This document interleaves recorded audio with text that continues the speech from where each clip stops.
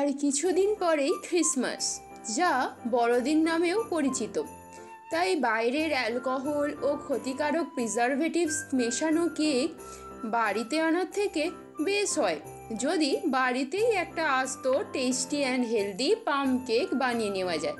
বড়দিনে fruit cake বা পাম cake বানিয়ে নেওয়ার জন্য যে সমস্ত উপকরণগুলো লাগবে সেগুলি হলো ড্রাই ফ্রুটস, এখানে পছন্দ মতো ড্রাই ফ্রুটস নিতে পারেন, ময়দা 1 কাপ, চিনি 2/3 কাপ, তেল 1/4 কাপ, এখানে রিফাইন্ড অয়েল ইউজ করা হচ্ছে, juice, vanilla essence 2 tablespoon, baking soda 1/2 teaspoon, baking powder 1 teaspoon, garam masala 1 teaspoon, powder milk 1/4 cup, liquid milk 1/4 cup আর 2টো ডিম। শীতকাল এলেই বাঙালির মনটা শুধু কেক কেক করে। কবে যে ক্রিসমাস আসবে বসে থাকি সেই অপেক্ষায়। তবে মনে সবারই প্রশ্ন জাগে, বাইরের কেক নাকি বাড়িতে বানানো কেক? উল্টোপাল্টা প্রিজারভেটিভ ইউজ করা কেকের থেকে আমার মনে হয় বাড়িতেই একটা ঝটপট কেক বানিয়ে নেওয়াই যায়। তাতে বাচ্চাদের বায়নাগুলোও যেমন মেটানো সম্ভব হয়, সেরকমই তাদের শরীরের দিকেও খেয়াল রাখা যায়। বাচ্চা থেকে বুড়ো সকলেই এটা ট্রাই করতে পারেন। তাহলে বলবো এই লং উইকেন্ডে ট্রাই করেই ফেলুন হোমমেড পাম কেক, যার সহজ ও বিশেষ ট্রিক্সে ভরপুর রেসিপি নিয়ে আজ আমি চলে এসেছি। প্রথমে একটা পাত্রে ড্রাই ফ্রুটস ও চেরিগুলো কুচিয়ে নেব, তারপর তাতে টুটি ফুটিটাও নেব, তারপর অরেঞ্জ জুসটা দিয়ে দেব। এইভাবে মিশিয়ে 4-5 ঘন্টা ভিজিয়ে রাখবো।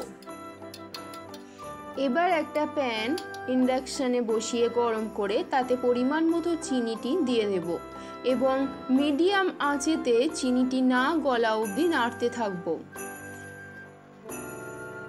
চিনিটি গলে এলে তারপর তাতে অল্প জল দেব এবং খুব ভালোভাবে সেই জলটা চিনিটার সাথে মিশিয়ে নেব এবং এটা থেকে একটা পাতলা চিনির সিরাপ তৈরি করে নিতে হবে। এইভাবে ফুটে গেলে নামিয়ে রাখবো। কেকের ব্যাটার বানিয়ে নেওয়ার জন্য প্রথমে 2টো ডিম নিয়ে নেব এবং তাতে দিয়ে দেব 2 টেবিলস্পুন ভ্যানিলা এসেন্স, সেটা ভালো করে মিশিয়ে নেব। এরপরে দিয়ে দেব সাদা তেল, আবারও ভালো করে মিশিয়ে তাতে দিয়ে দেব ময়দাটা ভালো করে সমস্ত উপকরণের সাথে মিশিয়ে দিয়ে দেব আগে থাকতে সোক করে রাখা ড্রাই ফ্রুটগুলো, দিয়ে ভালো করে মিশিয়ে নিয়ে তাতে দিয়ে দেব মিল্ক পাউডার। সব উপকরণগুলো একসাথে মিশিয়ে তাতে কিছুটা পরিমাণ লিকুইড দুধ দিয়ে দেব। যদি ব্যাটারটি ঘন মনে হয় তবেই কিন্তু লিকুইড দুধটি ব্যবহার করব। এরপর এতে দিয়ে দেব ক্যারামেলাইজড সুগার, ভালো করে মিশিয়ে নিতে হবে এই পর্যায়ে। এছাড়া এর সাথে দিয়ে দেব গরম মশলা। এই অবস্থায় ব্যাটারটিকে রেস্টে দিয়ে প্রিহিট করে নেব ওভেনটা। আর না হলে যদি গ্যাসে বা চুলায় করেন তাহলে একটা বড় পাত্রকে তাতে নুন দিয়ে একটা স্ট্যান্ড দিয়ে প্রায় 5-7 মিনিটের জন্য প্রিহিট করে নিতে হবে। এরপরে ব্যাটারটিকে বেকিং টেনে ট্রান্সফার করে বেক হতে দিয়ে দিতে হবে। প্রায় 60 মিনিট মতো বেক হতে দিতে হবে।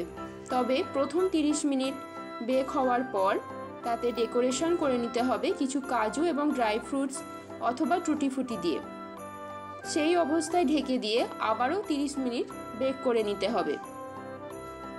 তারপরে চেক করে নেব একটা ছুরির সাহায্যে। ছুরিটি যদি পরিষ্কার বের হয় কেকের মধ্য থেকে, তার মানে কেকটি সম্পূর্ণ বেক হয়ে গেছে। এরপরে সেটিকে পছন্দ মতো ডেকোরেশনও করতে পারেন, করে সার্ভ করতে পারেন।